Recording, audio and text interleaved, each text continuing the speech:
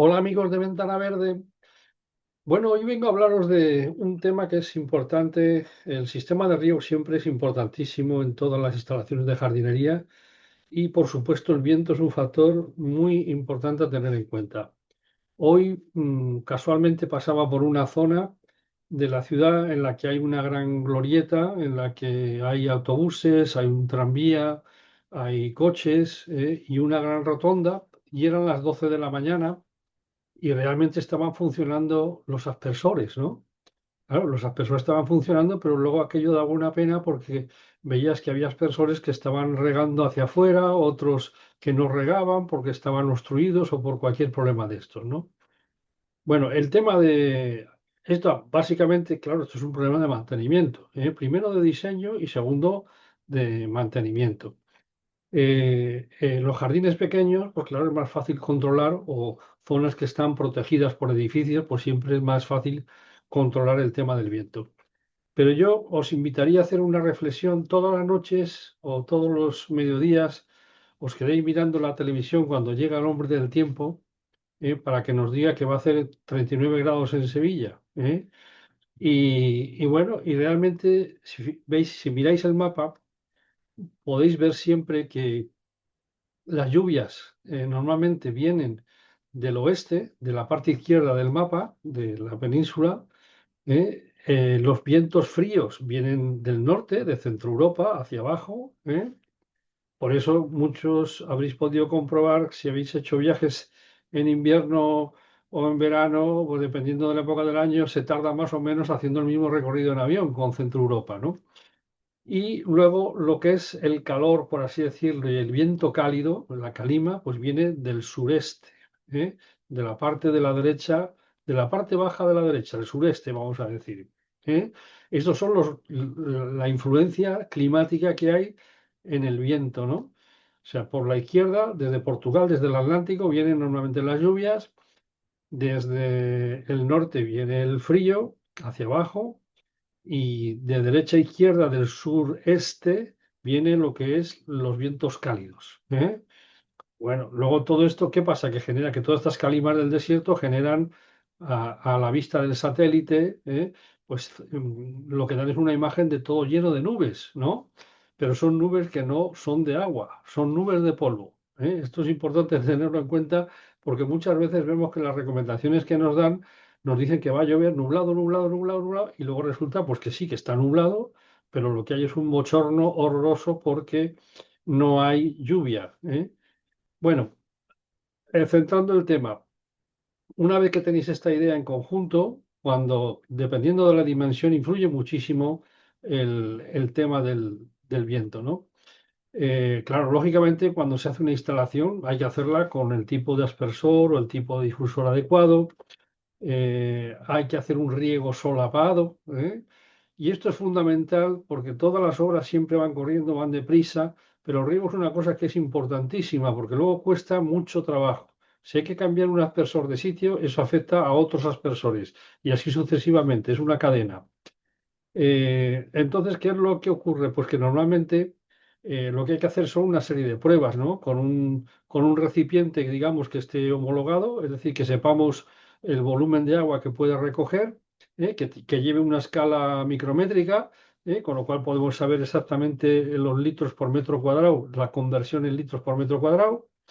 Y bueno, y realmente pues hay que ubicarlo entre dos, a la distancia media entre dos aspersores, que se solapen siempre, ¿eh? Y entonces vamos a comprobar el volumen de agua. Y esto hay que hacerlo normalmente por todo, se puede hacer provisional, se puede hacer cuando se ve que está bien montado, pues bueno, se hacen pruebas periódicas, ¿no? O en sitios donde hay diferencias de terreno, o en sitios que hay mayor problemática por la forma poligonal de la parcela, etcétera, etcétera. Pero realmente el viento es muy importante. Por ejemplo, en los campos de golf es realmente difícil acertar. De hecho, gracias a que normalmente cuando se trabaja en instalaciones deportivas abiertas, como son los campos de golf, que son instalaciones abiertas de muchas hectáreas de terreno, y se trabaja con aspersores que trabajan a presiones altas, de 5 o 6 kilos, etcétera, ¿eh?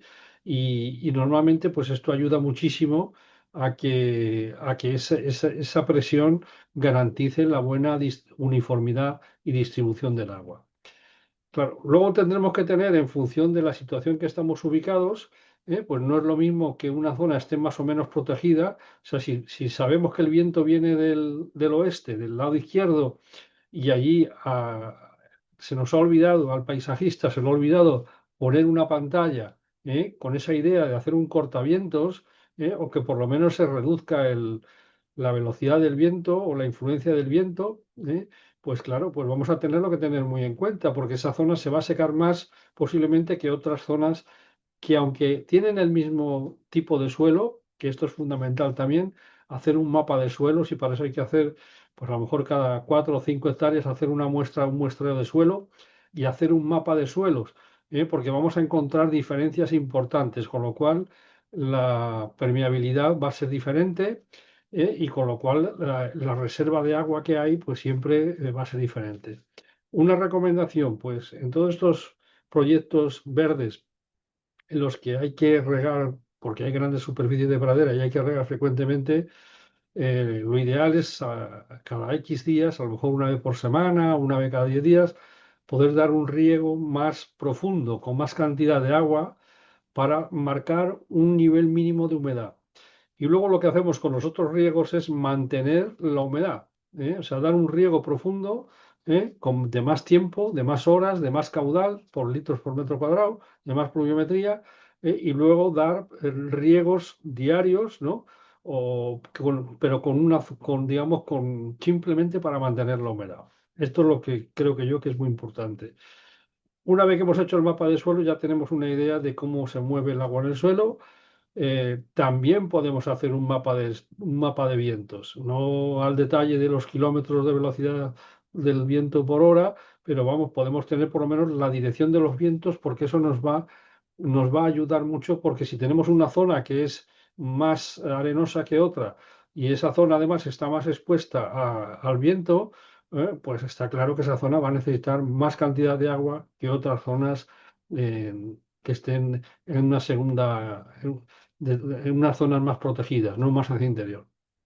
Los desniveles, siempre las pendientes, sabemos que se lleva el agua a la pendiente, con lo cual siempre la parte de arriba va a necesitar más cantidad de agua, y puede ser en más volumen de agua por riego, y puede ser también con riegos más frecuentes. Todas estas cosas hay que tenerlas en cuenta, y por eso es muy importante hacer un buen diseño, que hoy todas las casas comerciales hacen magníficos diseños. Hacer una implantación de calidad, de la instalación perfecta, que no haya una pérdida de agua, un control de la presión de la red, primero de la red general, y ya una vez que hemos instalado todo lo que son los sistemas de electroválvulas y válvulas de compuerta, pues también de esa secundaria hacer también esa prueba para ver si hay pérdida de presión durante 24 horas, con lo cual vamos a saber si hay alguna fuga que hay que solucionar. Eso es fundamental, porque si eso no se hace, luego la instalación a la empresa que ha montado eso, luego va a ser muy difícil conseguir traerle para que haga una reparación o para que haga un arreglo, que normalmente le vamos a pedir que sea a su cargo, lógicamente. Entonces yo creo que eso es un tema muy importante, y comprobar, hay que gastar tiempo, hay que dedicar algunos días para poder hacer un buen control de calidad de la instalación. Todo esto también empieza por lo que hablamos del diseño, por la calidad de los materiales. Siempre es más barato trabajar con materiales de calidad, y luego lo que hay que hacer es un control de esos suministros. Tenemos que tener, en el caso de que hay diferentes tipos de boquillas que va a haber, pues hacer un control de que esas boquillas se pongan donde realmente en el plano nos han indicado que tienen que ir. Pues solamente era comentaros ese tema, ¿no? Y volviendo a lo que hablaba al principio, que bueno, cuando ves una cosa de estas a las 12 de la mañana regando tal y regando fuera, pues dices, pero claro, te da la impresión de abandono, ¿no? Dices, pero bueno, ¿quién supervisa esa instalación?